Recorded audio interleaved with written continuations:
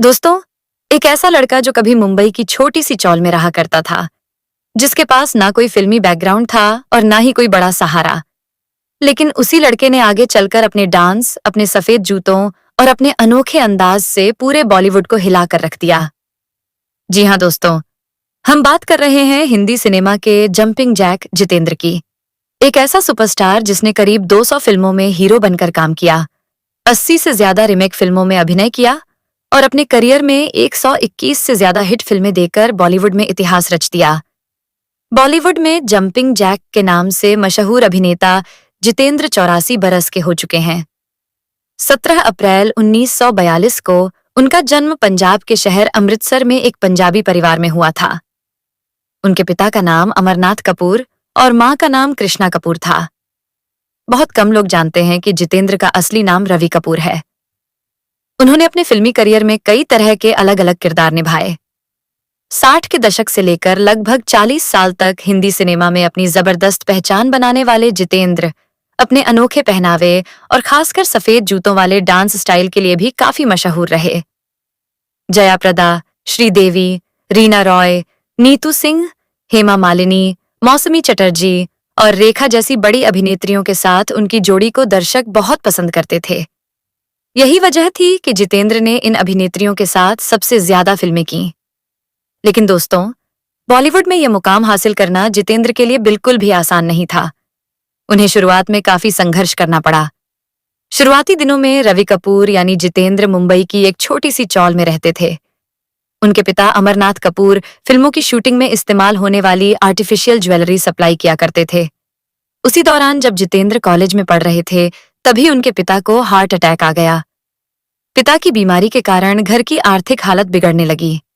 ऐसे मुश्किल समय में जितेंद्र ने मशहूर फिल्म निर्माता वी शांताराम से मुलाकात की और उनसे फिल्मों में काम देने की गुजारिश की। शांताराम ने साफ शब्दों में कहा कि अगर तुम कोशिश करना चाहते हो तो कर सकते हो, लेकिन मैं तुम्हें कोई काम नहीं दूंगा। लेकिन किस्मत को शायद कुछ और ही मंजूर था। कुछ ही दिनों बाद अचानक वी शांताराम की तरफ से जितेंद्र को स्क्रीन टेस्ट के लिए बुलावा आ गया। स्क्रीन टेस्ट के दौरान लगभग 30 टेक देने के बावजूद जितेंद्र ठीक से डायलॉग नहीं बोल पाए। इसके बावजूद वी शांताराम ने उनकी लगन और कोशिश को देखकर अपनी आने वाली फिल्म नवरंग में एक छोटे से रोल के लिए उन्हें चुन लिया। विशांत राम ने ही रवि कपूर को फिल्मी नाम जितेंद्र दिया था। उस वक्त जितेंद्र ने 105 रुपये मंथली सैलरी पर वी शांताराम की फिल्म में काम करना मंजूर कर लिया। मगर 1959 में रिलीज हुई फिल्म नवरंग में इस छोटे से रोल से उन्हें हीरो के तौर पर कोई खास पहचान नहीं मिली। फिल्म की अच्छी खासी पब्लिसिटी होने के बावजूद ये फिल्म बॉक्स ऑफिस पर नाजरीन बटोरने में नाकाम साबित हुई। इसके बाद 1964 में वी शांताराम ने ही अपनी अगली फिल्म गीत गाया पत्थरों ने में एक बार फिर जितेंद्र को विजय के किरदार में पेश किया। इस फिल्म में काम करने के बाद जितेंद्र बॉलीवुड में अपनी पहचान बनाने में कामयाब हो गए। कुछ अरसे बाद 1967 में जितेंद्र की एक और फिल्म फर्ज रिलीज हुई, जिसके डायरेक्टर रविकांत नागाइच थे। इस फिल्म में जितेंद्र की हीरोइन बबीता थीं। फिल्म के अन्य अहम कलाकारों में सज्जन, आगा, मोहन छोटी, मुखरी, अरुणा ईरानी और डेविड वगैरह शामिल थे। यह फिल्म बॉक्स ऑफिस पर अच्छी कमाई करने में कामयाब हो गई। इसी फिल्म के बाद जितेंद्र ने बॉलीवुड में स्टार एक्टर के तौर पर अपनी पहचान बना ली। फिल्म फर्ज में आनंद बख्शी के लिखे सभी गीत बहुत मकबूल हुए थे, जिन्हें संगीत से सजाया था लक्ष्मीकांत प्यारेलाल ने। इस फिल्म के तुरंत बाद अगले वर्ष 1968 में जितेंद्र की 3 फिल्में सिनेमा घरों में रिलीज हुईं। इनमें डायरेक्टर आर भट्टाचार्य की फिल्म सुहागरात, प्रोड्यूसर और डायरेक्टर कुंदन कुमार की फिल्म औलाद और डायरेक्टर विनोद कुमार की फिल्म मेरे हुजूर शामिल थीं। फिल्म सुहागरात और औलाद तो नाजरीन को अपनी तरफ ज्यादा मुतवज्जो न कर सकीं, मगर मेरे हुजूर ने बॉक्स ऑफिस पर अच्छा बिजनेस किया। जितेंद्र प्रोफेशनल लाइफ के अलावा अपनी लव लाइफ को लेकर भी काफी सुर्खियों में रहे। बॉलीवुड में उनका नाम कई हीरोइनों के साथ जोड़ा गया, मगर वह बचपन से ही शोभा कपूर से मोहब्बत करते थे। शोभा कपूर जब 14 बरस की थीं, तभी जितेंद्र को उनसे प्यार हो गया था। स्कूल और कॉलेज की पढ़ाई पूरी करने के बाद शोभा कपूर ब्रिटिश एयरवेज में नौकरी करने लगीं। जितेंद्र जब अपने शुरुआती दौर में फिल्मों में एक्टर के तौर पर अपने कदम जमाने की कोशिश कर रहे थे, उसी दौरान 1962 तक उनका रिश्ता शोभा कपूर के साथ बना रहा। अपने जॉब के सिलसिले में शोभा कपूर को अक्सर हिंदुस्तान से बाहर जाना पड़ता था, जिसके नतीजे में जितेंद्र से उनकी मुलाकातें बहुत कम हो पाती थीं। फिल्मों में जितेंद्र को कामयाबी मिलने के बाद 1973 में दोनों की शादी की तारीख तय हो गई थी, मगर जितेंद्र के वालिद की तबीयत बिगड़ जाने की वजह से वह तारीख टल गई। बाद में जितेंद्र ने अपनी फिल्म विदाई की रिलीज के बाद 18 अक्टूबर 1974 को शोभा कपूर से शादी कर ली। शादी का फंक्शन खानदान के कुछ करीबी रिश्तेदारों और दोस्तों की मौजूदगी में बहुत सादगी के साथ जानकी कुटीर में किया गया। हालांकि बहुत कम लोग यह जानते हैं कि एक समय ऐसा भी था जब जितेंद्र की नजदीकियां हेमा मालिनी के साथ काफी बढ़ गई थीं। यहाँ तक कि कहा जाता है कि जितेंद्र अपनी मंगेतर शोभा कपूर को छोड़कर हेमा मालिनी से शादी करने वाले थे, मगर ऐन मौके पर एंग्री यंग मैन धर्मेंद्र उन दोनों के बीच आ गए। किस्सा कुछ यूं है कि 1974 में रिलीज हुई फिल्म दुल्हन में जितेंद्र और हेमा मालिनी हीरो हीरोइन के तौर पर काम कर रहे थे। इसी फिल्म की शूटिंग के दौरान जितेंद्र हेमा मालिनी को अपना दिल दे बैठे और दोनों ने शादी करने का फैसला भी कर लिया था। जब इस बात की भनक जितेंद्र की बचपन की दोस्त शोभा कपूर को लगी तो उन्होंने हेमा मालिनी को समझाने की जिम्मेदारी धर्मेंद्र को सौंप दी। नतीजा यह हुआ कि जितेंद्र और हेमा मालिनी की शादी रुक गई। हालांकि बाद में धर्मेंद्र ने ही हेमा मालिनी से दूसरी शादी कर ली। हेमा मालिनी से शादी से पहले धर्मेंद्र पहले से ही शादीशुदा थे और उनकी पहली पत्नी का नाम प्रकाश कौर था। धर्मेंद्र और प्रकाश कौर के 4 बच्चे भी थे।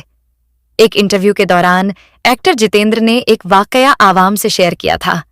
यह बात 1976 की है, जब करवा चौथ के दिन किसी शूटिंग के सिलसिले में जितेंद्र को हवाई जहाज से मद्रास जाना था। इत्तेफाक से जितेंद्र की फ्लाइट की उड़ान में काफी देरी हो गई तो वह कुछ देर के लिए वापस घर लौट आए ताकि उनकी बीवी शोभा कपूर करवा चौथ से जुड़ी जरूरी रस्में पूरी कर सकें।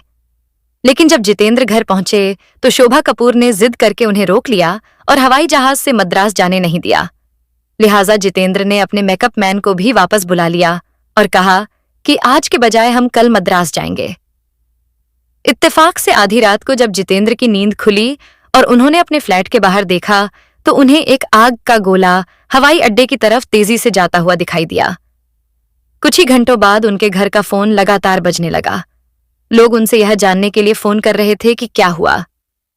दरअसल मद्रास जाने के लिए जिस फ्लाइट से वह सफर करने वाले थे, इंडियन एयरलाइंस की वही फ्लाइट क्रैश हो गई थी। जितेंद्र और राजेश खन्ना आपस में गहरे दोस्त थे। स्कूल के जमाने में दोनों क्लासमेट हुआ करते थे। उन्होंने मुंबई के Saint Sebastian Goan high school से पढ़ाई की थी। इसके बाद जितेंद्र ने मुंबई के सिद्धार्थ कॉलेज में भी पढ़ाई की। फिल्मों में आने के बाद राजेश खन्ना बहुत जल्द यानी रातों रात सुपरस्टार बन गए थे, मगर जितेंद्र को फिल्म इंडस्ट्री में खुद को स्थापित करने के लिए काफी संघर्ष करना पड़ा। कहा जाता है कि जितेंद्र के फिल्मी करियर के शुरुआती दौर में राजेश खन्ना ने उनकी काफी मदद की थी। दोनों ने कुछ फिल्मों में साथ भी काम किया, जैसे 1982 में रिलीज हुई सुल्तान अहमद की फिल्म धर्मकांता, 1983 में रिलीज हुई सुरेंद्र मोहन की फिल्म निशान और 1984 में रिलीज हुई के बापैया की फिल्म मकसद। अपनी बेहतरीन मेहनत और लगन के लिए पहचाने जाने वाले जितेंद्र ने 1987 से 1997 के दरमियान लगभग हर साल 7 या उससे ज्यादा फिल्मों में काम किया। जितेंद्र की अदाकारी में साल 1991 में कुल 12 फिल्में सिनेमा घरों में पेश की गईं। साल 1982 में 14 और साल 1986 में जितेंद्र की कुल 11 फिल्में रिलीज हुई थीं। 1971 में रिलीज हुई क्राइम थ्रिलर फिल्म कारवां ने हिंदुस्तान के साथ साथ विदेशों में भी अच्छी सफलता हासिल की थी। डायरेक्टर नासिर हुसैन की यह फिल्म रिलीज होने के बाद उस साल बॉलीवुड की सबसे ज्यादा कमाई करने वाली फिल्मों में शामिल हो गई थी। इस फिल्म के अहम कलाकारों में जितेंद्र के अलावा आशा पारेख, अरुणा ईरानी, जूनियर महमूद, हेलन, मदनपुरी, मनोरमा, अनवर अली, मुराद और दुलारी वगैरह शामिल थे। फिल्म कारवां में अदाकारा हेलन पर फिल्माया गया गाना पिया तू अब तो आजा आज भी बॉलीवुड के सबसे बेहतरीन डांस नंबरों में से एक माना जाता है। इस फिल्म में मजरूह सुल्तानपुरी के लिखे हुए और R.D. बर्मन के संगीत से सजे सभी गीतों को दर्शकों ने खूब पसंद किया था। 90 के दशक में रिलीज होने वाली जितेंद्र की फिल्मों में 1991 में रिलीज हुई डायरेक्टर अनिल सूरी की फिल्म बेगुनाह। 1991 में ही डायरेक्टर दीपक सरीन की एक्शन फिल्म बंजारन। 1991 में रिलीज हुई डायरेक्टर प्रदीप जैन की फिल्म सपनों का मंदिर। 1992 में रिलीज हुई डायरेक्टर नुसरत सईद की हॉरर फिल्म यह रात फिर न आएगी। 1992 में डायरेक्टर कल्पतरु की फिल्म रिश्ता हो तो ऐसा, और 1992 में S.A. चंद्रशेखर के निर्देशन में बनी फिल्म इंसाफ की देवी वगैरह के नाम शामिल हैं। मगर इन फिल्मों में से किसी को भी बॉक्स ऑफिस पर खास कामयाबी नहीं मिली, जिसकी वजह से धीरे धीरे जितेंद्र की स्टार वैल्यू कम होने लगी। जितेंद्र ने अपने फिल्मी करियर में 200 से ज्यादा फिल्मों में काम किया। इनमें कई यादगार फिल्में शामिल हैं, जैसे 1969 में रिलीज हुई LV प्रसाद की फिल्म जीने की राह, 1967 में रिलीज हुई रविकांत नागाइच की फिल्म फर्ज, 1968 में विनोद कुमार की फिल्म मेरे हुजूर, 1970 में TR रामन्ना की फिल्म हमजोली, 1970 में चंद्र बोहरा की फिल्म खिलौना, 1971 में नासिर हुसैन की फिल्म कारवां, 1972 में गुलजार के निर्देशन में बनी फिल्म परिचय, 1975 में गुलजार की फिल्म खुशबू, 1977 में मनमोहन देसाई की फिल्म धर्मवीर, 1984 में के राघवेंद्र राव की फिल्म तोहफा और 1983 में के राघवेंद्र राव के निर्देशन में बनी फिल्म हिम्मत वाला जैसी सुपरहिट फिल्में शामिल हैं। फिल्म हिम्मत वाला जैसी कई सुपरहिट फिल्में जितेंद्र के नाम दर्ज हैं। जितेंद्र को हिंदी सिनेमा के अजीम अभिनेताओं में से एक माना जाता है। वह एक्टिंग के साथ साथ अपने अलग अंदाज के डांस के लिए भी खास तौर पर पहचाने जाते हैं। फिल्म फर्ज में उनके जबरदस्त और एनर्जेटिक डांस स्टाइल की वजह से ही उन्हें जंपिंग जैक के नाम से पहचान मिलने लगी। 70 और 80 के दशक के सबसे कामयाब एक्टर्स में शुमार जितेंद्र को 1980 से 1986 के बीच कुल 7 बार बॉक्स ऑफिस इंडिया की टॉप एक्टर्स की लिस्ट में शामिल किया गया था। दोस्तों, जंपिंग जैक जितेंद्र की यह दिलचस्प कहानी आपको कैसी लगी? हमें कमेंट करके जरूर बताइए। अगर आपको यह वीडियो पसंद आई हो तो इसे लाइक जरूर करें, अपने दोस्तों के साथ ज्यादा से ज्यादा शेयर करें और ऐसे ही बॉलीवुड की अनकही और दिलचस्प कहानियां देखने के लिए हमारे चैनल स्टार मनोहर बॉलीवुड को सब्सक्राइब करना बिल्कुल न भूलें। हम आपसे फिर मिलेंगे एक और नई और दिलचस्प कहानी के साथ। तब तक के लिए धन्यवाद।